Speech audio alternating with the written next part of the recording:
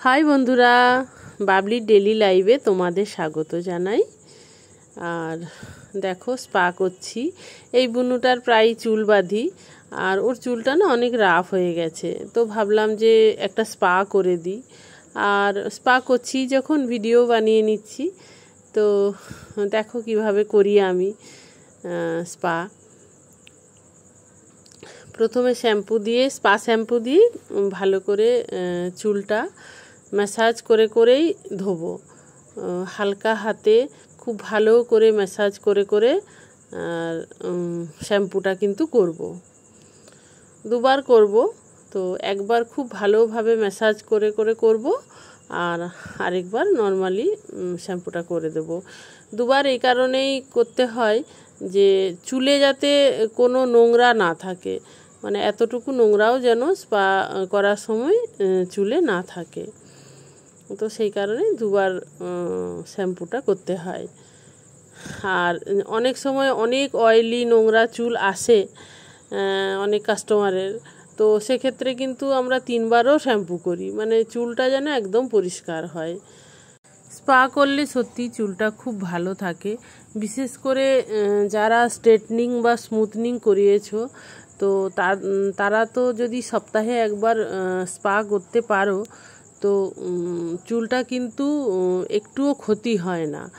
কারণ স্মুথনিং বা স্ট্রেটনিংয়ের সময় তো অনেক কেমিক্যাল ইউজ করা হয়, তো চুলের কিন্তু অনেক ক্ষতিই হয়। তো সেক্ষেত্রে কিন্তু যদি নিয়মিত স্পা করা হয়, চুলটা কিন্তু একটুও ড্যামেজ হবে না, আর হেলদি থাকে চুলটা। ফেসিয়াল বা স্পা দুটোই কিন্তু খুব রিল্যাক্সের জিনিস, আর কাস্টমার যদি রিল্যাক্স না হয় তাহলে জানবে যে কাজটা কিন্তু ভালো হলো না। তো আমি সবসময় চেষ্টা করি যে কাস্টমার যেন স্যাটিসফাই হয় সেইভাবেই কাজ করতে। তো বন্ধুরা, একবার শ্যাম্পু করে নিয়েছি, আর একবার করব। তোমরা যারা নিয়মিত পার্লারে যেতে পারো না, তারা কিন্তু বাড়িতে বসেই হেয়ার স্পা করতে পারো, বাড়িতে প্রোডাক্ট কিনে।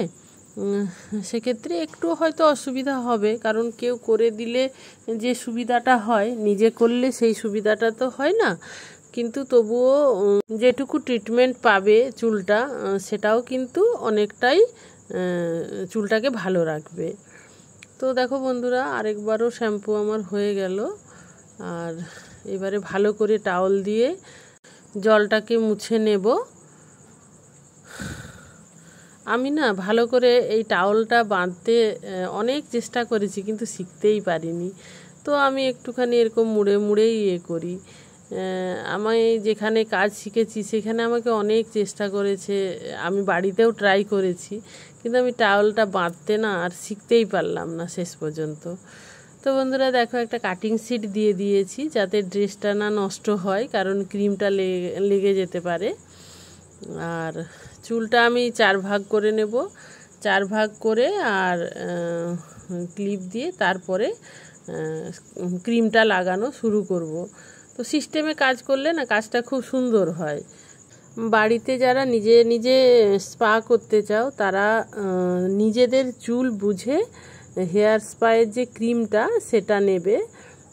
তো যেমন ড্যামেজ হেয়ারের রিপেয়ারটা নেবে, এরকম যার যেরকম চুল সেই হিসাবে ক্রিমটা কিনবে। যারা পার্লারে গিয়েও করো, হয়তো মাসে একবার গেলে বা 15 দিনে একবার গেলে, কিন্তু বাকি যে হয়তো সপ্তাহের যে গ্যাপটা থাকে সেটা বাড়িতে নিজে করে নিতে পারো, তাহলে খানিকটা পয়সাও বাঁচে আর চুলটাও সুন্দর থাকবে। ক্লিপ লাগানো হয়ে গেছে, আমি প্রোডাক্টটা দেখিয়ে দিচ্ছি। তো এটা আমি রিপেয়ারটা নিয়েছি, আর এই আমপুলটা নিয়েছি অ্যান্টি ড্যান্ড্রফ। তো দেখো তোমরা, একটা যে বোতলটা পুরোটাই আমি ক্রিমের মধ্যে দিয়ে পুরোটা এটা খুলে রাখা যায় না, মানে খুললে পুরোটাই ইউজ করে নিতে হয়। এটার মধ্যে দিয়ে আর আমি ভালো করে মিক্সড করে নিব, তারপরে অ্যাপ্লাই করব। ব্রাশ দিয়ে করাই যায়, কিন্তু সব কাজই আমার যেন হাত দিয়েই ভালো লাগে, আর হাতে আমার সুবিধা হয়, তো সেই কারণে আমি হাত দিয়েই অ্যাপ্লাই করছি। তো এরকম টেনে টেনে বন্ধুরা। আর যারা নিজেরা করবে তাদের তো একটু অসুবিধা হবেই, কারণ এইভাবে তো নিজেরা করতে পারবে না। তো সেক্ষেত্রে তোমরা চেষ্টা করবে যে নিজেরা যতটা সম্ভব নিজেদের মতো করে ম্যাসাজ করে ক্রিমটা লাগানো, যেন একটা চুলও না বাদ যায় সেই হিসেবে। আর এই ক্রিমটা স্কিনে লেগে গেলে বা এদিক সেদিক লেগে গেলে কোনো প্রবলেম নেই, এটা কোনো ক্ষতি করে না। যে ভয় পাবে না যে কপালে লেগে গেল বা ঘাড়ে লেগে গেল ক্রিমটা, তাতে কোনো অসুবিধা নেই। ক্রিমটা কোনো ক্ষতি করে না স্কিনের। তো তোমরা আরামসে তোমরা নিজেরা করতেই পারো। এক সময় আমি ভেবেছিলাম যে পার্লারের কাজ হয়তো করতেই আর পারবো না, পার্লারটা বন্ধ করে দিতে হবে। শরীরটা এতটাই খারাপ হয়ে গেছিলো আর কনফিডেন্সটাও লো হয়ে গেছিলো। তো যাই হোক, ভুবনেশ্বরে চিকিৎসা করার পরে এখন অনেক সুস্থ। আর আগে তো আমি স্পা বা স্মুথনিং স্ট্রেটনিংয়ের কাজ করতাম না, এই কারণেই আমার জায়গার অভাব ছিল। তো এখন পার্লারটা বড়ও করে নিয়েছি আর দিয়ে এই কাজগুলোও করছি, এখন অনেক সুস্থ। তো আশা রাখছি ঠাকুর আমাকে ভালোই রাখবে। আমার কত বন্ধুরা যারা খুব ভালো ভালো কমেন্ট করতো, তো সেই সব কমেন্ট পড়ে না আমার অনেক কষ্ট লাগতো, চোখে জল চলে আসতো যে আমি আর হয়তো চ্যানেলটায় ফিরতে পারবো না। এটা আমার অনেক শখের জায়গা। তো যাই হোক, সেই সব বন্ধুদের আমি অনেক ভালোবাসা জানাচ্ছি, আর তোমরাও অনেক ভালো থেকো। তো দেখো বন্ধুরা, আমি ক্রিমটা তো আমার অ্যাপ্লাই হয়ে গেছে, এবার আমি ম্যাসাজ করব আর খুব হালকা হাতে ম্যাসাজটা দেব। এই ম্যাসাজটা আমি 15 থেকে 20 মিনিট করব। একটা স্পা করতে 1 ঘন্টা সময় লাগে। আমি একটু কেটে করে ভিডিওটা দিচ্ছি এই কারণেই, কারণ 1 ঘন্টার ভিডিও তো দেওয়া যাবে না, সেই কারণে 10 থেকে খুব বেশি 15 মিনিট, এর বেশি লোক দেখতেও বোর হয়ে যাবে। তো আমি একটু শর্টেই দেখাচ্ছি। আর তো স্ট্রোকগুলো শুধু দেখে নাও বন্ধুরা, এটা একটু নিজেরাও চেষ্টা করলে কিন্তু পারবে। সেলফও করা যায় এগুলো, মানে একটা দুটো হবে না, কিন্তু বাকিগুলো হবে, নিজেরা করতে পারবে। একটা কথা তোমাদেরকে অনুরোধ করে বলবো বন্ধুরা, যাদের আমার মতন নার্ভের প্রবলেম আছে, নিউরো প্রবলেম আছে, তো হয়তো অনেক ভালো ভালো জায়গায় চিকিৎসা করে কোনো ফল পাচ্ছ না, প্লিজ একবার ভুবনেশ্বর এইমসে গিয়ে ট্রিটমেন্ট করাও। ওখানে যে নিউরোলজি ডিপার্টমেন্ট আছে সেখানে গিয়ে ট্রিটমেন্ট করাও। আর স্পেশালি যে প্রিয়াঙ্কা শ্যামল ম্যাম যে ডক্টর আছেন আর কি, ওনার কাছে তো করলে খুবই ভালো হয়। এছাড়াও ওইখানের সমস্ত ডাক্তারই খুবই ভালো। তো এটা আমি এমনিতেও মানে যারাই এই নার্ভের প্রবলেমে ভোগে, আমার কাছে অনেক কাস্টমারও যারা এসে বলে, আমি সবাইকে এই অনুরোধটা করি যে প্লিজ একবার গিয়ে ওইখানে ট্রিটমেন্ট করাও। তো তোমরাও বন্ধুরা যদি কারো এরকম প্রবলেম থাকে, ঠাকুর করে সবাই সুস্থ থাকো, কিন্তু যদি হয় আর কি, তো অবশ্যই ভুবনেশ্বর এইমসে গিয়ে ট্রিটমেন্ট করাও। আর আরও একটা কথা বলে রাখছি, আর এই বিষয়ে যদি কারো কোনো হেল্প লাগে আমার কাছে, যেমন কিভাবে যাব, কিভাবে টিকিট করব, কাউন্টার টিকিট কিভাবে করব, তো আমি সমস্ত কিছু কিন্তু তাকে বলে সাহায্য করে দিতে পারি। বা ওখানে এমনও লোক আছে যারা কাউন্টার টিকিট করতে সাহায্য করে কিছু পয়সার বিনিময়ে। সব সময় তো রাত জেগে করে লাইন করা সম্ভব হয় না সবার, তো সেক্ষেত্রে হয়। আর এমনি কলকাতাও আমি অনেক ট্রিটমেন্ট করেছি, যে খরচা তার অর্ধেকেরও কম খরচা ওইখানে। আমি তো আশা ছেড়েই দিয়েছিলাম যে আমিও কোনো দিনও সুস্থ হয়ে আরও উঠে দাঁড়াবো, কিন্তু ওইখানে ট্রিটমেন্টে আমি অনেক সুস্থ।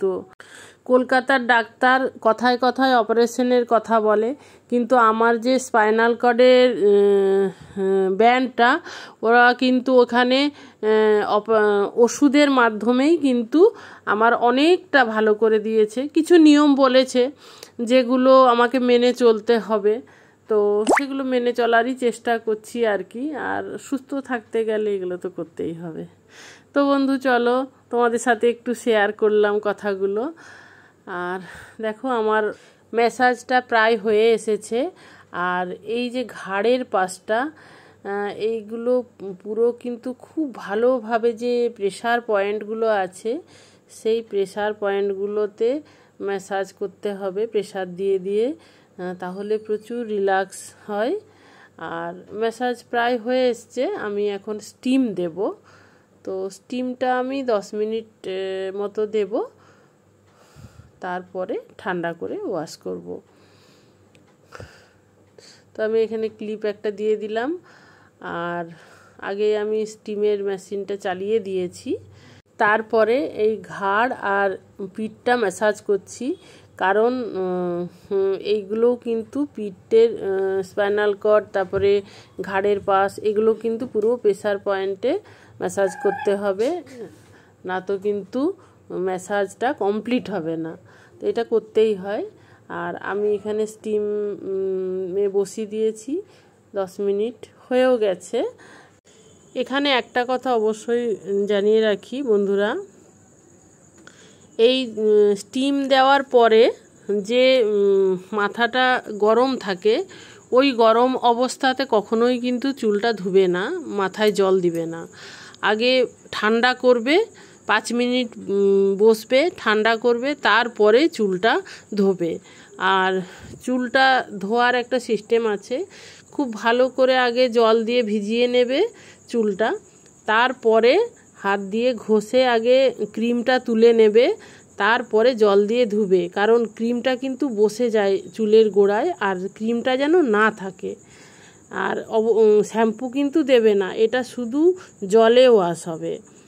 তো আমি তো এইভাবে তুলছি, যারা পার্লারে যায় এভাবেই ধোয়া হয়। আর যারা বাড়িতে করবে তারা তো শাওয়ারের নিচে দাঁড়িয়ে চুলটা ঘষে ধুয়ে নিতেই পারো, তাদের তো কোনো প্রবলেমই হবে না।